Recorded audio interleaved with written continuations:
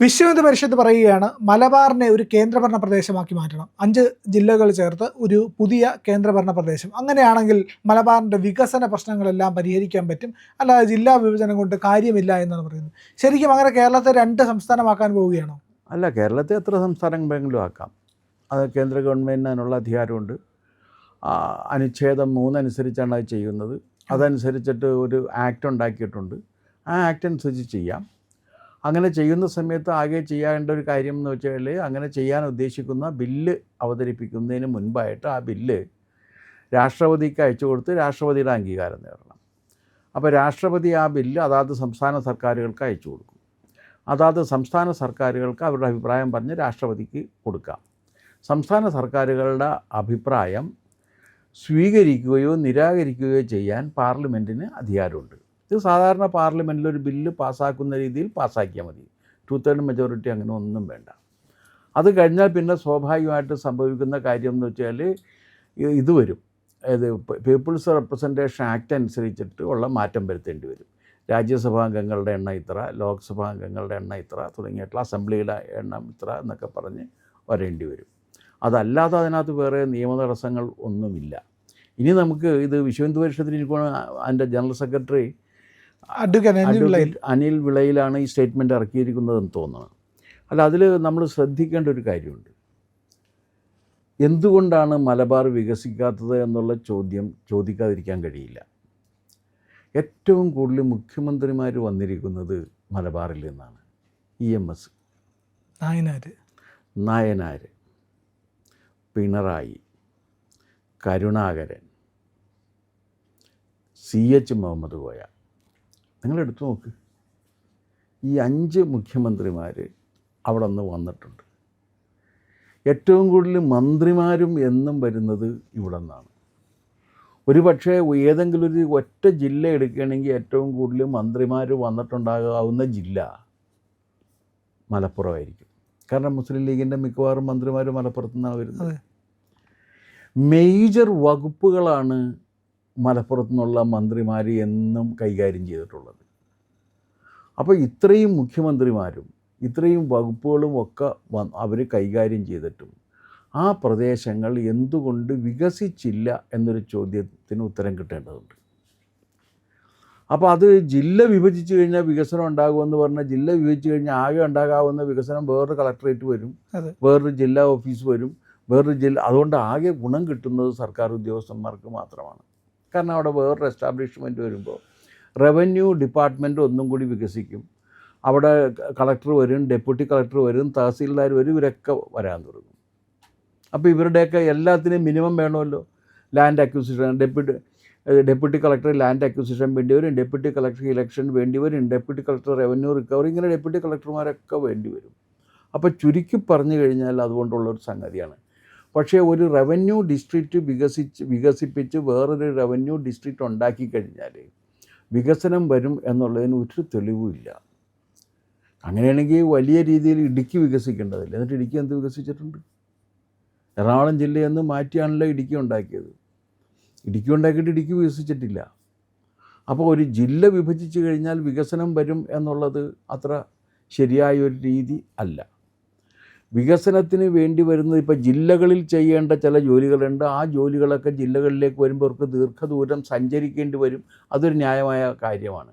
പക്ഷെ അതിന് വേറൊരു കാര്യമുണ്ടല്ലോ. ഒന്ന്, ഈ ദീർഘദൂരം സഞ്ചരിക്കാതെ തന്നെ എല്ലാ കളക്ടറെ ചെയ്യേണ്ട കാര്യങ്ങളുടെ ഏതൊക്കെയെന്നുള്ള കാര്യം ഒന്നും കൂടി റീഓർഗനൈസ് ചെയ്ത് കൊടുത്തു കഴിഞ്ഞാൽ തീർക്കാവുന്ന പ്രശ്നമല്ലേ ഉള്ളൂ. വിശേഷിച്ച് ഇപ്പോൾ ദൂരം ഒരു പ്രശ്നമല്ല. കാരണം ഓൺലൈനിൽ നമുക്ക് കാര്യങ്ങളൊക്കെ ഭരണം ചെയ്യാൻ കഴിയുന്നൊരു കാലത്ത്, ഭരണം ഓൺലൈനിൽ നിർവഹിക്കാൻ കഴിയുന്നൊരു കാലത്ത് നമുക്ക് ദൂരം ഒരു പ്രശ്നമായിട്ട് എടുക്കാനും സാധ്യമല്ല. അപ്പോൾ അതുകൊണ്ട് മലബാറിനെ വിഭജിച്ചുകൊണ്ടൊരു കേന്ദ്രഭരണ പ്രദേശം ഉണ്ടാക്കിക്കഴിഞ്ഞാൽ ആ കേന്ദ്രഭരണ പ്രദേശത്തിൻ്റെ മുഴുവൻ വികസനവും അതിൻ്റെ മുഴുവൻ ചെലവും വഹിക്കാനുള്ള ബാധ്യത കേന്ദ്ര സർക്കാരിന് വന്നുവിടും. ഇത് ഒന്നാമത്തെ കാര്യം. രണ്ടാമത്തെ കാര്യം എന്താണെന്ന് വെച്ചാൽ, ഈ മലബാർ പ്രദേശത്തിൻ്റെ തന്ത്രപരമായ പ്രാധാന്യം വളരെ കൂടുതലാണ്. തൊട്ടപ്പുറത്ത് കിടക്കുന്നത് തൊട്ടപ്പുറത്ത് കിടക്കുന്നത് ലക്ഷദ്വീപാണ്. ലക്ഷദ്വീപ് സൈനികമായിട്ട് വളരെ പ്രധാനപ്പെട്ട ഒരു സ്ഥലമാണ്. സൈനികമായി സൈനിക തന്ത്രത്തിൽ വളരെ പ്രധാനപ്പെട്ട സ്ഥലമായതുകൊണ്ട് തന്നെ അതിനെ പലരും കണ്ണുവച്ചിട്ടുണ്ട്. പിന്നെ അത് മാത്രവുമല്ല, വലിയ രീതിയിൽ തീവ്രവാദ ശക്തികളുടെ വളർച്ച അവിടെ ഉണ്ടായിട്ടുണ്ട്. ഈ മലബാറിലെ കാടുകൾ കേന്ദ്രീകരിച്ചാണ് നക്സലൈറ്റുകൾ പ്രവർത്തിച്ചു തുടങ്ങിയത്. കമ്മ്യൂണിസ്റ്റ് തീവ്രവാദികളും മലബാറിലെ വയനാട്ടിലെയും മലബാറിലെയും കാടുകളെയാണ് ആശ്രയിക്കുന്നത്. അത് കമ്മ്യൂണിസ്റ്റ് തീവ്രവാദികൾ. ഇസ്ലാമിക തീവ്രവാദികളും മത തീവ്രവാദികളും ഇതുപോലെ തന്നെ പലതിനെയും ഇതുപോലെ തന്നെ അവിടെ വരുന്നുണ്ട്. അതുകൂടാതെ ഈ കടൽ തീരം വലിയ രീതിയിലുള്ള സുരക്ഷാ ഭീഷണി ഉയർത്തുന്നുണ്ട്. അത്ര ദീർഘമായ കടൽ തീരമുണ്ടല്ലോ, ആ കടൽ തീരത്ത് വലിയ രീതിയിലുള്ള സുരക്ഷാ ഭീഷണി ഉയർത്തുന്നുണ്ട്. ആ കടൽ തീരം വഴിയാണ് പാകിസ്ഥാനിൽ അച്ചടിച്ച നോട്ടുകൾ, ഒരു കണ്ടെയ്നർ നിറയെ നോട്ടുകൾ എത്തിയത് എന്നൊരു ആക്ഷേപം നിലനിൽക്കുന്നുണ്ട്. അതിൻ്റെ വസ്തുത ഇതുവരെ ആരും പരിശോധിച്ചിട്ടില്ല. അതിൻ്റെ വസ്തുത പരിശോധിച്ച് എന്ന് കഴിഞ്ഞാൽ എന്ത് സംഭവിക്കും എന്നുള്ള കാര്യവും നമ്മൾ അന്വേഷിക്കേണ്ടതാണ്. അപ്പോൾ ഇപ്പോൾ നമുക്ക് കാണാൻ കഴിയുന്നൊരു കാര്യം, മലബാറിൽ നിന്ന് മുഖ്യമന്ത്രിമാരുണ്ടായതുകൊണ്ടോ മലബാറിൽ നിന്ന് മന്ത്രിമാരുണ്ടായതുകൊണ്ടോ മലബാറിനെ കൂടുതൽ വിഭജിച്ചതുകൊണ്ടോ ഒന്നും മലബാറിൽ നമ്മൾ ഉദ്ദേശിക്കുന്ന രീതിയിലുള്ളൊരു വികസനം വരുന്നേയില്ല. മലബാറിൽ ഇതുവരെ ഈ മലപ്പുറത്ത് ഇതുവരെ ഒരു മെഡിക്കൽ കോളേജ് ഇല്ല. എന്തുകൊണ്ടില്ല എന്നൊരു ചോദ്യമില്ലേ? എന്തുകൊണ്ടാണ് മലപ്പുറത്തൊരു മെഡിക്കൽ കോളേജ് ഇല്ലാത്തത്? ഒരു സ്വകാര്യ മെഡിക്കൽ കോളേജ് സ്ഥാപിക്കാവുന്നതാണല്ലോ.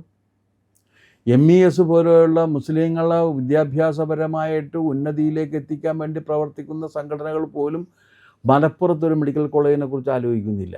ഈ ശരിക്കും കോഴിക്കോട് മെഡിക്കൽ കോളേജ് ഇരിക്കുന്നതിൻ്റെ പൊസിഷൻ കണക്കാക്കുകയാണെങ്കിൽ അത് മലപ്പുറത്ത് വരും. പക്ഷേ മലപ്പുറം ജില്ലയിൽ അങ്ങനെ ഒരു സംഗതി വേണമല്ലോ.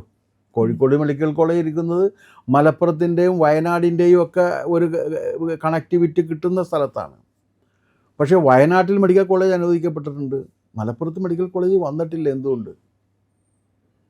മലപ്പുറത്തൊരു മെഡിക്കൽ കോളേജ് ഉണ്ടാകാൻ വേണ്ടിയിട്ട് ഇത്രയേറെ സമ്പന്നരുള്ള സമുദായമാണ് മുസ്ലിം സമുദായം.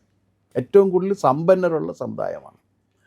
മാത്രമല്ല അഖില ലോക പ്രശസ്തനായ ഒരു മുതലാളി ആ സമുദായത്തിൽ നിന്ന് ഇപ്പോൾ ഇന്ത്യയിൽ ആകെ വിരാജിച്ചുകൊണ്ടിരിക്കുന്നുണ്ട്, യൂസഫ് അലി.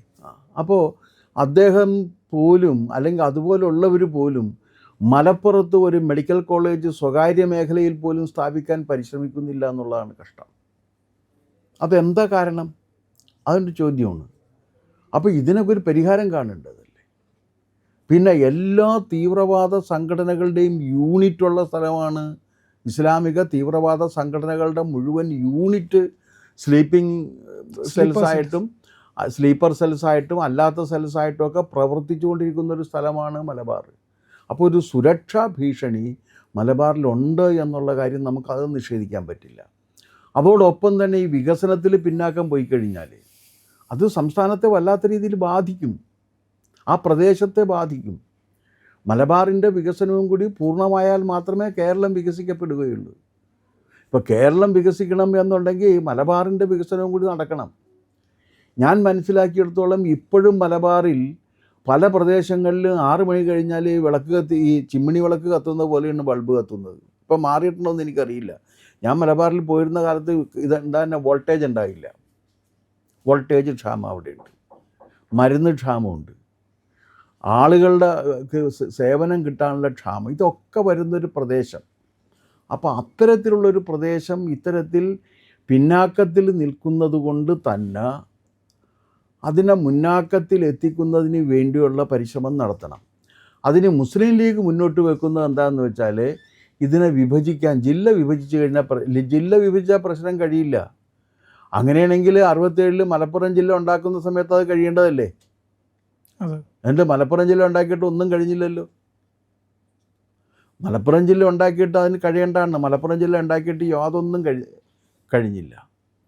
അപ്പോൾ മലപ്പുറം ജില്ല ഉണ്ടാക്കിയിട്ടത് കഴിഞ്ഞില്ല. അപ്പോൾ അതുകൊണ്ട് ജില്ലാ വിഭജനം ആ പ്രദേശത്തിൻ്റെ വികസനത്തിന് ഒരു പരിഹാരമായിരിക്കും എന്നുള്ള ഇവരുടെ വാദം ശരിയേ അല്ല.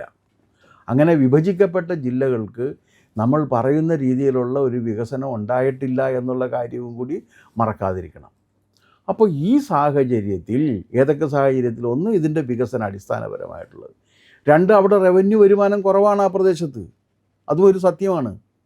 റവന്യൂ വരുമാനമില്ലാതെ എങ്ങനെയാണ് വികസനം ഉണ്ടാക്കിയെടുക്കുക? അപ്പോൾ അതിന് സാമ്പത്തിക സഹായം ആ പ്രദേശത്തേക്ക് കിട്ടാനുള്ളൊരു സാഹചര്യം വേണം.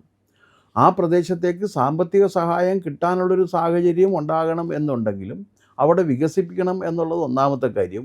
അതിനേക്കാളെല്ലാം ഉപരി സൈനികമായിട്ടും ഇതിൻ്റെ ആഭ്യന്തര സുരക്ഷയുമായി ബന്ധപ്പെട്ട് ഏറ്റവും കൂടുതൽ ഭീഷണി നേരിടാവുന്ന ഒരു പ്രദേശം എന്ന നിലക്ക് കൂടി അതൊരു കേന്ദ്രഭരണ പ്രദേശമായിട്ട് തീരണം.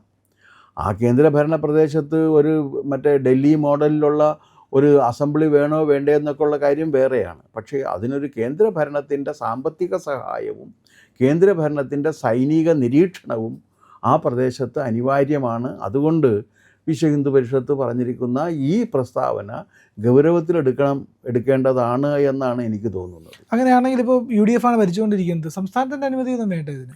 സംസ്ഥാനത്തിൻ്റെ അനുമതി വേണ്ട, സംസ്ഥാനത്തിൻ്റെ അഭിപ്രായം മാത്രം മതി. പക്ഷെ അവർ പ്രതിഷേധിക്കില്ലേ അങ്ങനെ ചെയ്യാൻ? പ്രതിഷേധിക്കുക, അവരെന്തെല്ലാം കാര്യങ്ങളിൽ പ്രതിഷേധിച്ച് ചേട്ടനും അനിയനും ഒരുമിച്ച് വന്നിട്ട് പ്രമേയം പാസ്സാക്കിയില്ലേ? എത്ര പ്രമേയം പാസ്സാക്കി ആളുകളെ പറ്റിക്കാൻ വേണ്ടിയിട്ട്? പക്ഷെ കമ്മ്യൂണിസ്റ്റ് പാർട്ടിയൊക്കെ സമ്മതിക്കുമോ? കമ്മ്യൂണിസ്റ്റ് പാർട്ടിയുടെ സമ്മതം എന്തിനാണ് ഇതിനാവശ്യം? അവർക്ക് വലിയ പ്രക്ഷോഭവും അല്ല, കമ്മ്യൂണിസ്റ്റ് പാർട്ടിയുടെ സമ്മതം മേടിച്ചിട്ടാണ് ഇവിടെ ഓരോ കാര്യങ്ങൾ ആളുകൾ ചെയ്യുന്നത്. അല്ല, ഇവർ വലിയ പ്രക്ഷോഭം ഉണ്ടാക്കില്ലേ? UDF സമ്മതിക്കില്ല, LDF സമ്മതിക്കില്ല. വേണ്ട, അവരെന്തിനാണ് സമ്മതിച്ചേക്കണ? അവർ ഏത് നിയമം വന്നപ്പോഴാണ് രാജ്യത്ത് പുരോഗതി ഉണ്ടാകുന്ന ഏത് നിയമത്തിനാണ് ഇവർ രണ്ടുപേരും കൂടി സമ്മതം നൽകിയേക്കണോ? ഒരെണ്ണം പറഞ്ഞു തരൂ. അതുകൊണ്ട് അവരുടെ സമ്മതം ഒരു പ്രശ്നമല്ല. ഇവരുടെയൊക്കെ അധികാരം പോകും. കുഞ്ഞാലിക്കുട്ടി മന്ത്രിയാണ്, മന്ത്രിസ്ഥാനമൊക്കെ. കുഞ്ഞാലിക്കുട്ടിക്ക് മന്ത്രിയായിട്ട് അവിടെ ഇരിക്കാമല്ലോ.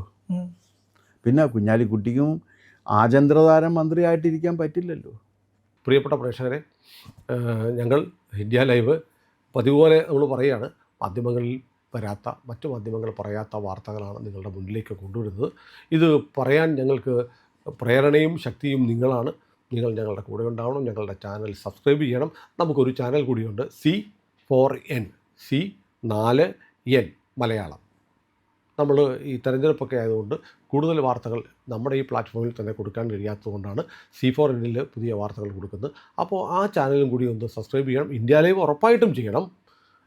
C4N കൂടെ, C4N, C എന്ന് പറഞ്ഞാൽ ക്രെഡിബിൾ, ഫോർ N നേഷൻ, രാജ്യം. നമ്മുടെ രാജ്യത്തിന് വേണ്ടിയാണ്. രാജ്യം വിട്ട് ഒരു കാര്യവും ഇന്ത്യ ലൈവിനില്ല. അതുകൊണ്ട് ഞങ്ങളുടെ കൂടെ ഉണ്ടാവണം എന്നുകൂടി അഭ്യർത്ഥിക്കുന്നു.